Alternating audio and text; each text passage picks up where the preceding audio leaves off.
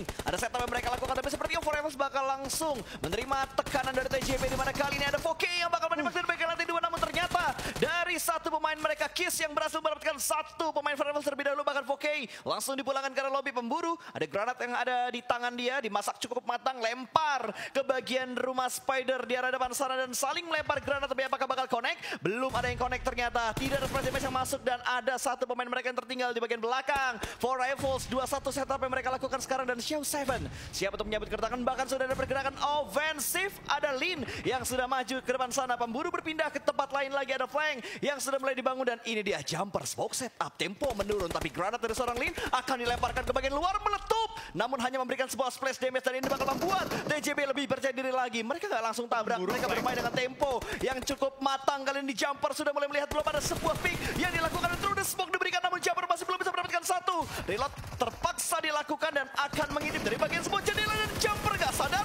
Through the smoke dari seorang Lin masih belum bisa mendapatkan jumper. Jumper masih hidup, namun jumper tertangkap oleh yang ada di bagian high ground sebelah belakang dari arah pemain Forevals. Satu persatu sudah mulai tumbang, dan Forevals dalam bencana kali ini. Iya, mereka kehilangan player-player kunci mereka juga, dan sekarang tinggal menyisakan Epi dan pemburu yang bertahan di game kali ini. Memasuki 15 menit tampaknya sudah ada total 6 player di belakang area lobby, tapi timnya masih utuh. Pasta dengan 18 tim yang bertahan. Betul. Termasuk Morph yang masih utuh seutuh-utuhnya kali ini. Ya, bahkan lu lihat dari 5-2 mereka nggak mau ambil risiko untuk menjadi third party, menjadi pelakor di pertempuran antara TJB dan juga Forevals.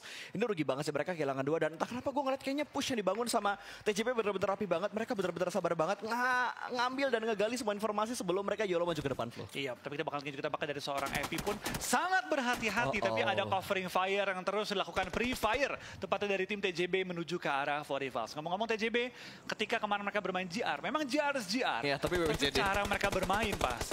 Gue nggak WWCD-nya, cara mereka bermain itu ngeri banget. Terutama si Tinker. Itu nah, dia. Itu yang patut diwaspadai oleh semua tim kali ini. Tapi yang tentu sangat dikenal, garang, dan berbahaya adalah tim STE yang patut diwaspadai juga. Tukang pukul. Betul. Dari Mongol yang bener-bener wah, kalau udah on fire, udah mode kejar setoran, mereka ini menjadi tim yang paling ditakuti sih menurut gua, oleh semua tim sedunia. Iya, bahkan lihat prediction itu bener-bener on point banget. Mereka selalu mendapatkan hit mark walaupun tidak secara komit, sengaja nyicil HP yang dipunya oleh pemain dari Bang Wildcats kali ini. Ada beberapa tembakan balasan dari seorang Bora, namun masih belum bisa mendapatkan pemain dari STE.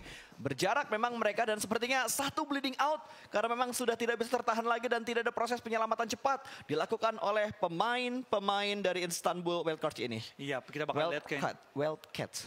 Dennis Bank Wildcats. Oke, kita bakal lihat juga tampaknya dari tim-tim pun sudah mulai terjepit oleh Blue Zone. Zona keempat, OTW zona kelima. 17 tim bertahan, 63 player. Ini bakal benar-benar terkikis dengan cukup banyak. Dan ini yang gue bilang dari TJB, gerakan mereka cukup mengerikan. 1 orang ke depan, 3 orang ngejaga sisi belakang, dan lihat PD-nya Tingsker. Melihat ada yang rotasi bukan untuk badan, tapi malah dicari, di tracking ke arah mana VPE rotasi. Dan ini mereka lakukan ketika mereka lagi gladiresik kemarin. Mereka bermain dengan tempo yang lambat untuk early to mid game. Tapi dari mid game to late game mereka udah mulai melakukan beberapa pick off. Tapi nggak secara ofensif. Pick off yang mereka lakuin ya emang ketika mereka dapetin angle enak, mereka bakal ofensif, mereka bakal tembak. Tapi ketika momentumnya kayak nggak langsung bisa mendapatkan sebuah confirm elimination, mereka bakal lepas targetnya, bro. Yap. Tapi cara mereka split pas. Mereka split bukan ke tengah-tengah circle, tapi di pinggir-pinggir circle, memastikan tim manapun yang tertinggal di pinggir blue zone akan ditumbangkan oleh mereka. Tapi tentu dengan zona keempat udah OTW nutup, tim-tim pun sudah mulai clash untuk merebutkan tempat-tempat yang masih tersedia dalam area zona. Kali ini ada perairan, ada rozok, ada juga perbukit-bukitan yang dapat direbutkan. Iya, harusnya Box Gaming enak sih, karena tadi mereka mengamankan bagian high ground dari Rozok yang sekarang masuk untuk circle yang keempat ini. Sementara dari RDWG, satu pemain mereka Juni tertakedown, belum dipulangkan karena lobby dan RSG. Ada Flower Sea tadi yang sudah diamankan, bertemu satu tim yang cukup berbahaya, Ethan Esports, dengan setup granat yang berhasil mendapatkan satu anggota dari RSG. Sambil melihat di mana Vampire akhirnya membuka tembakan mereka. Satu tim dari Thailand yang sudah menjadi pembicaraan oleh cukup banyak orang juga. Kali ini mereka sudah mendapatkan poin pertamanya. Iya, tentu poin pertama ini bakal jadi poin yang berharga juga, karena tentu zona kelima akan memakan banyak korban kali ini. Ben Schwab tampaknya menemukan kembali pemain 52, tadi 52 pun ada yang kena oleh dirinya sendiri, granat menemukan diri sendiri, so kita mungkin bakal melihat VPE mulai nge-push ke arah lawannya, tapi STE Action mulai beraksi, menumbangkan player-player yang rotasi, tapi jauh mendapatkan target, tapi kita bakal lihat Lightning menumbangkan pemain dari RGS, dan langsung kali ini kita bakal lihat dari tim RSG harus coba mendefend area mereka, karena B to B. harus back to back. menjaga back Betul, to back, back to back kompon tadi. mereka. Menjaga kompon mereka dengan sangat bagus dan RSG dengan Granada GZ mencoba untuk mendapatkan satu anggota yang ada di bagian atas, dilemparkan begitu saja, namun ternyata dia tidak ada di bagian rooftop, tapi dia ada di bagian middle, ada di bagian tangga sehingga tidak terkena damage. Granat yang dilemparkan ke bagian rooftop, namun Granat bakal dilemparkan lagi oleh seorang Didi, masih belum bisa mendapatkan target. Oh, dapat ternyata Granat Coding dan berhasil mendapatkan satu pemain dari back to back. Satu ter-take down, tapi mereka nge-split ke arah titik yang berbeda, sementara Switch menjaga dari angle lain lagi untuk mendapatkan dan memberikan backup ke arah satu pemain mereka yang berhasil diamankan oleh RSG. Yap, RSG tentunya mereka sudah masuk ke area compound, tapi tentu dengan bayaran mahal dengan kehilangan dua player mereka. Memasuki zona-zona yang sangat krusial kali ini. OTW zona kelima tentu tim-tim yang masih lengkap akan memiliki keunggulan sangat luar biasa, tapi tiba pindah menuju ke arah Timor yang terjepit dalam satu buah rumah jamur yang kecil. Lontaran granat dari tim Dennis Bank Wildcats tentunya terus dihujani menuju ke arah Morph. Fajar dan kawan-kawan harus cari solusi gimana bisa membuka lock dari tim Dennis Bank. Ya betul sekali, sudah mulai kelihatan dan terus smoke diberikan namun ada backup dan tembakan dari bagian sebelah kiri. Rocky gagal untuk mendapatkan sebuah commit spray, namun dari arah Morph harusnya mereka bisa ngereset lagi, tapi lemparan Molotov membuat Frenzy ikutan tumbang. Rocky masih menjaga angle supaya Wildcats tidak bisa maju ke depan sana, namun dari seorang Boran masih penasaran lempar granat ke bagian lantai 2. Rocky berbahaya kali ini, bakal segera meletup balon hijau, namun masih belum bisa mendapatkan knockdown tambahan.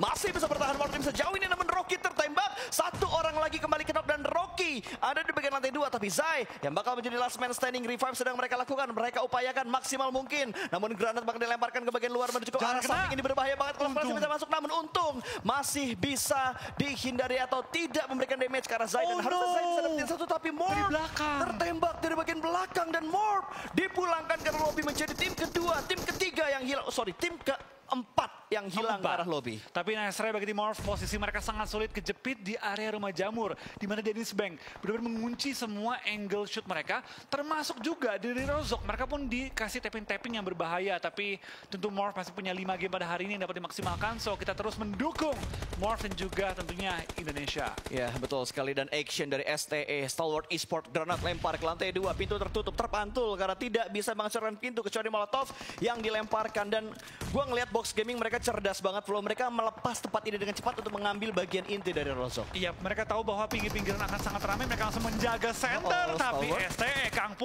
dipukul, memukul kembali, dan action masih bertahan juga dengan 3 player lainnya, bakal nge-push menuju ke arah atas juga untuk coba meng-clear area rumah 3 lantai ini. Ya betul sekali, satu persatu sudah mulai tumbang, bahkan dari arah Seoul hanya menyisakan last man standing mereka di bagian seberang jalan. Kali ini Stalwart sudah berhasil mertek tempat yang ditinggalkan, karena tadi mereka memberikan backup dengan sangat bagus walaupun kehilangan top, tapi action, benar-benar memberikan action yang begitu bagus untuk memberikan backup ke arah rekannya. Lihat di pinggir-pinggir perairan pun masih ada pemancing-pemancing handal yang lagi menangkap ikan-ikan sedih kali ini yang terpaksa berenang tanpa bisa memberikan perlawanan yang berarti. Vampir bahkan gak semuanya naik atas darat. Betul. 2 orang masih ada di perairan, termasuk Raven Cloy dalam posisi knockout dan coba di revive di tengah-tengah perairan, dan itu dia akhir perjalanan dari tim Dennis Bank Wildcats. Setelah mengunci Morph, mereka pun dipulangkan ke arah lobby. Betul, terlalu lama sepertinya ketika mereka melakukan fight dengan Morph Team sehingga mereka nggak ngedapetin timing untuk masuk ke dalam zona. Dan For Rifles ternyata masih menyisakan satu anggota mereka pemburu yang kemarin berenang di kolam renang bareng sama Zai. Kali ini dia berenang di sungai Rozok tentunya untuk menyelamatkan diri. Dan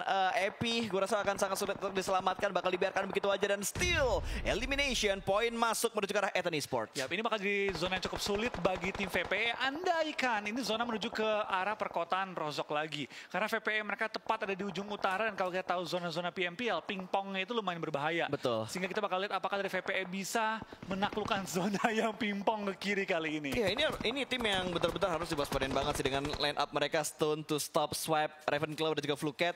Ini nama-nama yang familiar banget di kuping kita, bahkan masing-masing playernya sempat mendapatkan MVP di regional mereka masing-masing. Yap, ini bisa dibilang tim yang cukup kuat juga dari tim VPE. Mereka di SEA pun bermain dengan sangat baik, mendapatkan top 2 ya. Top 2 di SEA, jadi mereka ya patut diwaspadai oleh tim-tim lain yang sedang bertanding di PMWI. Tapi Donuts, tim yang kali ini juga menjaga bisa dibilang bangunan tertinggi di area Rozok. Mereka pun coba ingin memaksimalkan posisi mereka dan coba menjegal pergerakan dari tim-tim lain menuju ke arah circle kita yang ke-6. Ya betul, 12 detik untuk pergerakan Blue Zone yang ke-6 sekarang. Akan segera muncul nanti untuk circle yang ke-7, tapi tempo sedikit menurun karena memang terlalu banyak kotak yang ada di bagian Rozok ini. Tembakan diberikan menuju ke arah pemain dari Ethan Esports, namun Ethan Esports masih bisa menghindari peluru panas yang dilemparkan oleh seorang pemain dari Donuts kali ini. Sunny masih belum bisa mendapatkan knockdown, tapi kalau kita lihat secara keseluruhan Donuts sudah ngedapetin 4 elimination. Yap, ini jumlah elim yang sebenarnya bisa dibilang cukup banyak, Ya. tapi jika mereka bisa maksimalin high ground advantage mereka, ini bakal bertambah dengan sangat-sangat cepat. Tapi lihat dari Vivo Kate, kali ini bakal bertahan di bagian area low ground, coba menumbangkan pemain-pemain juga dari tim VPE yang sedang merebut bagian high ground. Tapi lemparan granat dari Stone menuju ke arah asap. Dapat satu, nah hampir dapetin dua. Percobaan kedua, apakah bakal berkorban lagi? Dan ternyata tidak perlu meledak.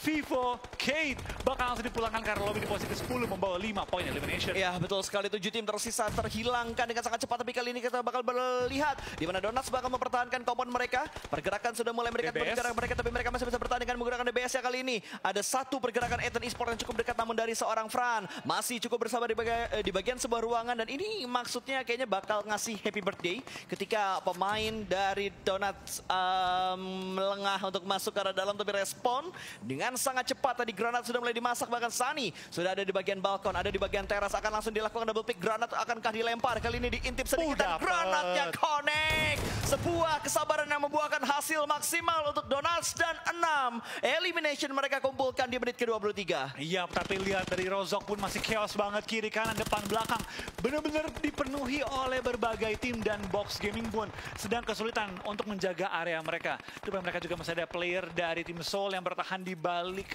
Broken Wall. Apakah sudah diketahui atau belum?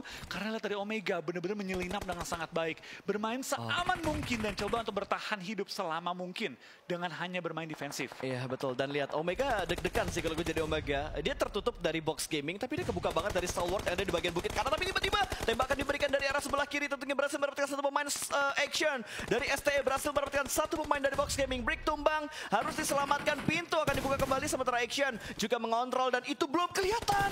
Omega tidak terlihat, dia benar-benar berkamuflase di bagian Broken Wall sisi luar di area Box Gaming. Granat dilemparkan, Pika masih berusaha untuk mendapatkan satu pemain dan circle menuju ke arah Stalwart. Yap, ini bakal jadi penjagalan yang luar biasa dari seorang Omega, andaikan dari tim lawan-lawan lainnya melewati area Broken Wall dia. Tapi ternyata Shotgun Gaming is realized, 12 kabut. Dan Stone kali ini mendapatkan target kembali, membuka harapan bagi tim Vampir untuk coba meng-clear area-area lawanin. Hah? Vampir nggak salah tuh? Enggak. 18 elim. Enggak salah. Itu enggak salah. Mereka bersih-bersih, Flo. Wow. Mereka bersih-bersih ketika tim lain lagi sibuk untuk perang, dan sekarang Vampire berhasil mendapatkan elimination yang begitu fantastis. 4 tim tersisa, Stone berhasil lolos. Bahkan backup dari rekan yang datang di waktu yang tepat, dan 19 elimination untuk first match. Ini crazy untuk Vampire. Stone dengan granat yang lempar ke bagian lantai 2, tapi pemain-pemain dari Donuts ada di bagian lantai 1. Last man standing kali ini, apakah Misil bisa menyelesaikan tugasnya untuk mengamankan WWCD, karena Vampire sudah mulai mendekat, akan langsung bersih-bersih di bagian rumah bata ini. Akankah bisa mereka amankan? Dan Box Gaming juga lagi pusing. Gimana caranya mereka keluar rumah ketika sudah dijaga oleh tim Stalwart? Iya, kita bakal dari tim STM. Mereka pun sulit untuk menahan 2 tim saya sekaligus. Ada Box Gaming lengkap dengan 4 player mereka, VPE dengan 4 player mereka.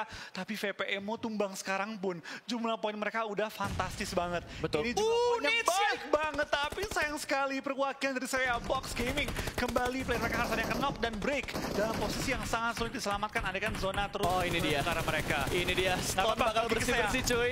Ini Stone bakal bersih-bersih, cuy. Dan keluar dari bagian Broken Wall. STM menembak menuju ke arah seorang Ravenclaw, tapi Ravenclaw masih bisa menutup angle karena dia tidak overpick ke arah pemain-pemain dari Box Gaming. 4 tim tersisa dan tempo sedikit menurun. Action akan melipir ke arah sebelah kiri, tapi granatnya connect. Ravenclaw tumbang, bahkan Stone juga bakal tumbang, dan kali ini Misil membackstep dari bagian belakang. 2 tumbang dari Vampire. This is disaster, man. Masih ada 2 pemain aktif. Akan langsung memberikan tembakan menuju ke pemain dari Stalwart. Kali ini bahkan berhasil diratakan. What a nice game dari tim Vampire. Ramaikan hashtag saya Pride karena kali ini top 2 di PMWI berasal dari region kita, Southeast Asia. Box Gaming versus Vampire. Fluke dapatin 1, 3 meter knockout. Tinggal 1 player lagi terjepit di bagian low ground, dan itu dia. Winner chicken dinner untuk tim Vampire Esports di game pertama kita. What a crazy game dari Vampire. Mereka benar-benar menunjukkan gameplay yang out of the box. Mereka sabar banget di awal. Mereka nggak offense untuk di awal-awal, dan lihat 3.600 damage. 24 eliminasi. Dan mereka hanya menerima 1.498 damage, Flo. 24 elimination. Yap, kalau dari STE, Kang Pokul, Vampir, Kang bersih-bersih. Ya, ini the real Stone yang biasanya kita lihat dulu waktu mereka bermain di Mega. Sekarang mereka menggila lagi dengan line up yang baru, tapi permainan mereka masih tetap Stone.